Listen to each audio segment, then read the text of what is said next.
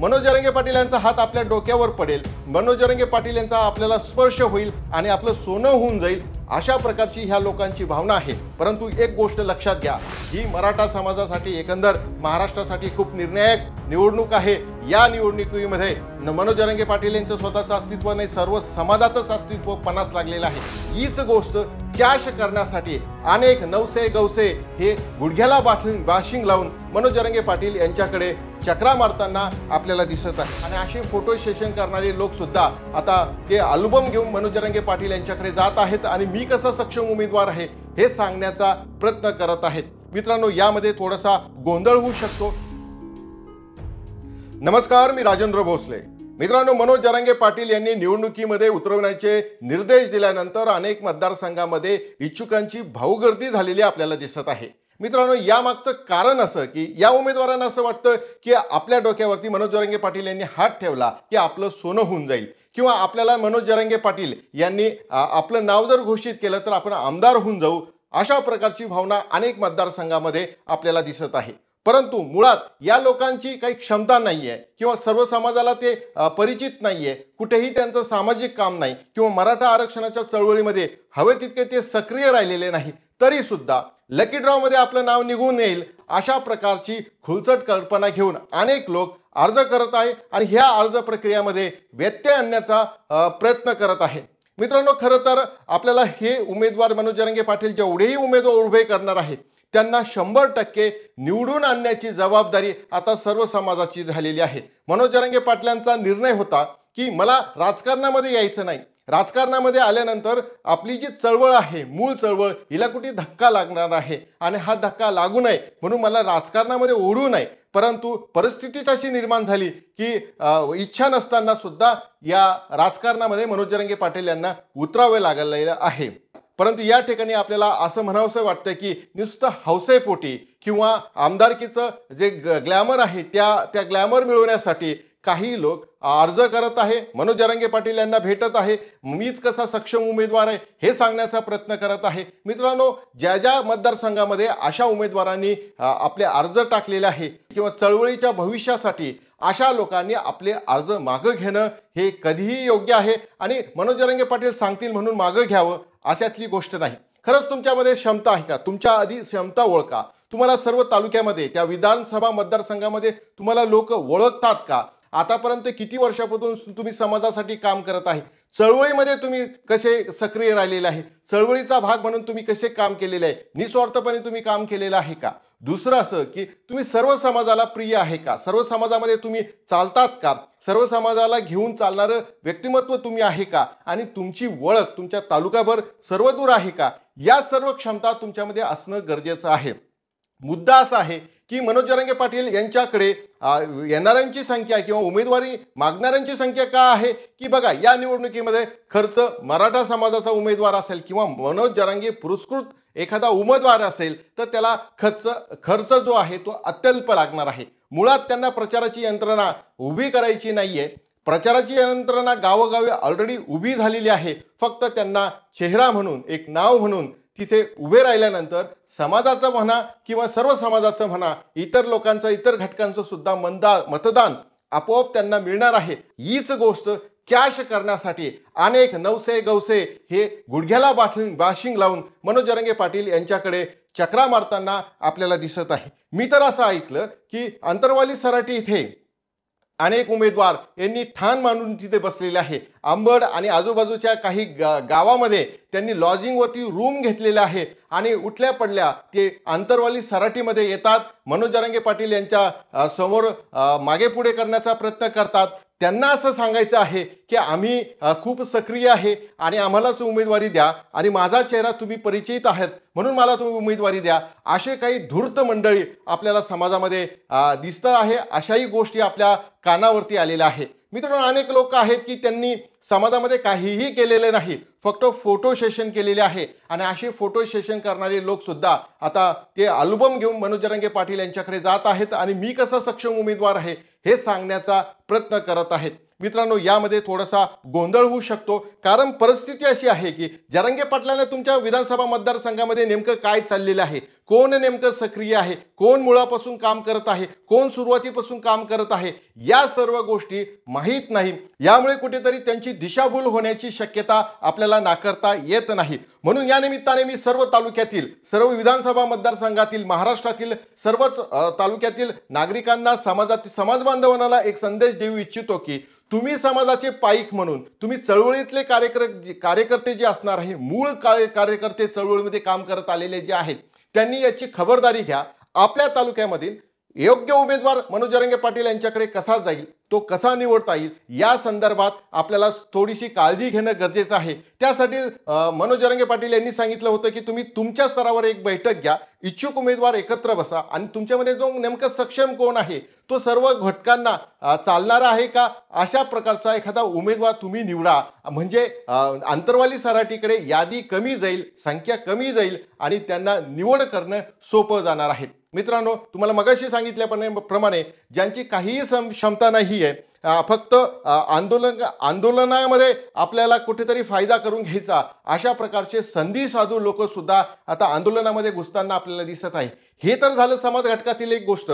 आपल्याला असं राजकारणी लोक सुद्धा आता मनोज जरांगे पाटील यांना भेटताना दिसत आहे. गेले 14 महिने त्यांनी तोंडातून ब्र शब्द सुद्धा काढलेला नाही. असे लोक सुद्धा मनोज जरांगे पाटील किंवा अंतरवाली सराटी येथे आता खेट्या मारताना आपल्याला दिसत आहे. मनोज जरांगे पाटील यांचा हात आपल्या डोक्यावर पडेल, मनोज जरांगे पाटील यांचा आपल्याला स्पर्श होईल आणि आपलं सोनं होऊन जाईल, अशा प्रकारची ह्या लोकांची भावना आहे. परंतु एक गोष्ट लक्षात घ्या, कितीही लोकांनी धूर्तपणा केला, किती लोकांनी संधी साधूपणा केला, किती लोकांनी डुप्लिकेटपणा केला आणि तिथे आपलं नाव घुसवण्याचा प्रयत्न केला, घुसवण्याचा प्रयत्न केला, तरी सुद्धा अंतरवाली सराटी इथे यंत्रणा खूप स्ट्रॉंग आहे. प्रत्येक तालुक्यामध्ये सर्वे चालू आहे, तिथून फीडबॅक घेणं सुरू आहे आणि या फीडबॅक नंतर तुमचं पितळ उघडं पडणार आहे. आणि एवढा मोठा आंदोलनाचा हा जो लढा उभारलेला आहे, या लढा असा उभारत असताना तुम्ही कुठेतरी डुप्लिकेटपणा करू नका. आजच तुम्हाला शक्य असेल तर मनोज जरांगे पाटील यांनी सांगितल्या अगोदरच तुम्ही तुमचा अर्ज मागवा घ्या, जेणेकरून तिथे गर्दी होणार नाही, तिथे संख्या कमी राहील आणि निवड प्रक्रिया ही सुरळीत पार पडणार आहे. मित्रांनो, ही झाली एक गोष्ट. आता याचा दुष्परिणाम काय होणार आहे, तर याचा दुष्परिणाम आंदोलनामध्ये होणार आहे. मित्रांनो, जर कधी चुकीचा माणूस निवडला गेला, जर कधी तुमच्या या सर्व प्रकारामुळे चुकीच्या माणसाचं नाव सजेस्ट झालं, तर तो उमेदवार तिथं निवडून येणार नाही आणि हे मराठा समाजासाठी किंवा एकंदर चळवळीसाठी खूप घातक असणार आहे. त्यामुळे आपण तालुक्यातून एखादा उमेदवाराचं निवड करताना तो उमेदवाराची सक्षम बाजू किंवा तो उमेदवार कसा मराठा चळवळीशी किंवा एकनिष्ठ आहे, या सर्व गोष्टी तपासूनच ते अर्ज करावे आणि अर्ज करत असताना कमीत कमी अर्ज कसे जाईल याची काळजी घ्यावा.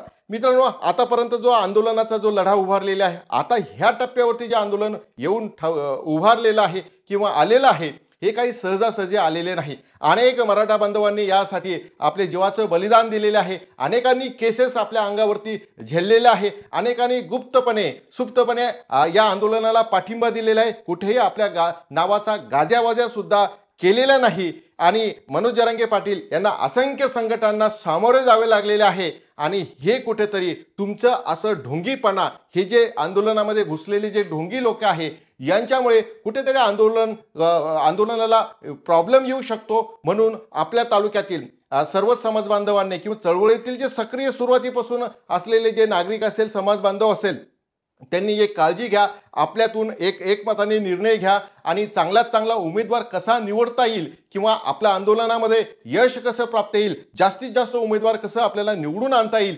यासाठी सामायिकपणे प्रयत्न करणे गरजेचं आहे. आंदोलनामध्ये ढोंगी लोकांची संख्या आपल्याला जास्त दिसत आहे आणि त्यासाठी आपण अनेक ठिकाणी बघतोय की मूळ कार्यकर्ता हा बाजूला राहून जातो. आमदार बनण्याच्या इच्छापोटी काही लोक हे आंदोलनामध्ये घुसलेले आहे, हे आपल्याला नाकारता येणार नाही. म्हणून या निमित्ताने मला एक गोष्ट आपल्या समोर आणून द्यायची आहे की यामुळे आंदोलन कुठेतरी कमकुवत होऊ शकतं किंवा आपल्या समाजाची किंवा आपल्या आंदोलनाची इज्जत कमी होऊ शकते. मित्रांनो, हा जो लढा आहे, हा खूप निर्णायक लढा आहे. यामध्ये समाजाची इज्जत आणि आंदोलनाची सुद्धा इज्जत पणास लागलेली आहे. कालच मनोज जरांगे पाटील यांनी इच्छुक उमेदवारांच्या मुलाखती घेतल्या आणि एक प्रेस कॉन्फरन्स घेतली आणि या प्रेस कॉन्फरन्समध्ये अक्षरशः मनोज जरांगे पाटील यांच्या डोळ्यातून अश्रू आलेले आहेत.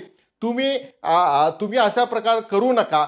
जो सक्रिय आहे आपल्याला त्याच उमेदवाराला आपल्याला निवडून आणायचा आहे आणि तो सक्षम आहे.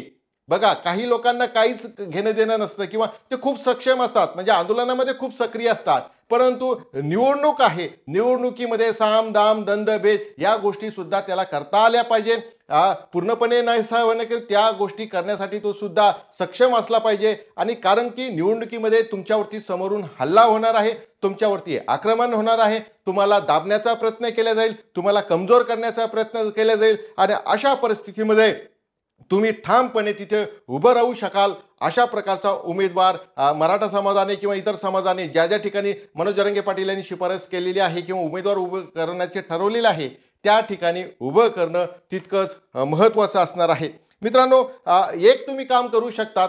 तुम्हाला जर कधी तुमच्याकडे एखादा इच्छुक उमेदवार असेल, आपल्याला माहिती आहे त्याच्यामध्ये क्षमता नाही, परंतु तो विनाकारण फॉर्म भरून भाऊगर्दी करण्याचा प्रयत्न करत असेल तर त्याची समजूत काढण्याचा प्रयत्न करा की हे आंदोलन हे खूप महत्त्वाचं आणि समाजाच्या दृष्टीने, समाजाच्या भविष्याच्या दृष्टीने अत्यंत महत्त्वाचं आहे. यावेळेस आमदारकी गेली तरी चालू शकते, तुला आमदारकी नाही मिळाली तर पुढच्या वेळेस तू लढू शकतो, परंतु समाजासाठी ही जी निवडणूक आहे अतिशय महत्त्वाची आहे मित्रांनो. आणि हा मेसेज तुम्ही जास्तीत जास्त लोकांपर्यंत पोहोचवा, जेणेकरून जे भाऊगर्दी करणारे विनाकारण गुडघ्याला बाशिंग लावून काहीतरी हौसेपोटी आमदार बनण्याची इच्छा ठेवून ॲप्लिकेशन करत आहे, अर्ज करत आहे, गर्दी करत आहे, अशांची संख्या आपल्याला कुठेतरी कमी करायची आहे आणि योग्यतेचाच उमेदवार आपल्याला निवडून आणायचा आहे. मलाच याच निमित्ताने हा व्हिडिओ बनवलेला आहे मित्रांनो.